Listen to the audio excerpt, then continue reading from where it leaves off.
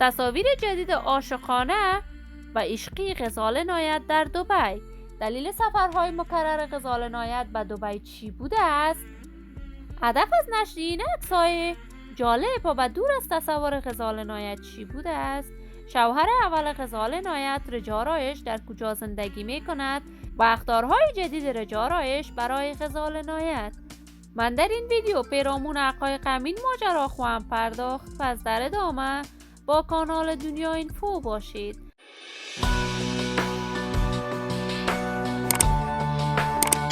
سلام، شما را خوش آمدید میگم به یکی دیگر از ویدیوهای جذاب کانال من.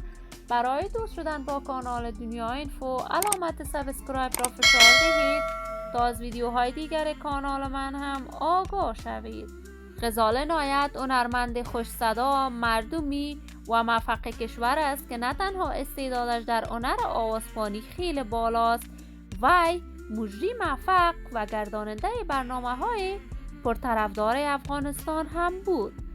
غزال نایت کارهای هنری خود را یک دهه قبل به طور پنهانی در افغانستان آغاز کرد و در آن زمان تنها آواز می‌خواند ولی در تصویر ظاهر نمی‌شد. غزال نایت کارمند کابل بانک بود. بعد از فروپاشی این بانک، غزال با خانواده‌اش افغانستان را به مقصد کانادا ترک کرد. غزال نایت در کشور کانادا با سرودن آهنگ‌های دوگانه با قیس الفت و یک بارگی در پرده رسانه‌ها ظاهر شد که مورد حمایت و تشویق فراوان قرار گرفت. غزال نایت ازدواج کرده بود. وی با همسرش ناسازگار شد و از رجا رایش شوهرش جدا شد. ولی تاکنون غزال نایت در هیچ برنامه تلویزیونیش بیان نکرده است و ازدواج کرده بود و همسر وی رجا رایش می باشد. این همه در حالی است که رجا رایش به کشور استرالیا رفته است و دوباره پیام‌های ضد و نقیص برای غزال نایت در صفحات مجازیش می نویسد.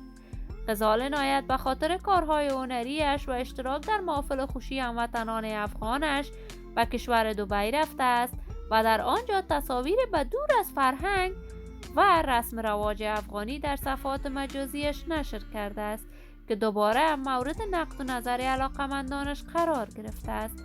ولی طرز پوشش، رفتار و کردار هر کس مربوط خودش می شود. من آرزوی موفقیت، سلامتی و کامیابی برای تمامی هنرمندان کشور خود از بارگاه عزت منان تمنا دارم. دوستان نهایت عزیز، شما هم نظریاتتان را در بخش کامنت با من شریک بسازید. این ویدیو را با دوستداران و علاقمندان غزال نایت و رجا رایش به اشتراک بگذارید. اگر تا هنوز عضو کانال من نشدید، پس برای دوست شدن با کانال دنیا اینفو علامت سابسکرایب را فشار دهید تا از ویدیوهای دیگر کانال من هم آگاه شوید. سلامتی شما نازنینان آرزوی من است. تا درودی دیگر، بدرود.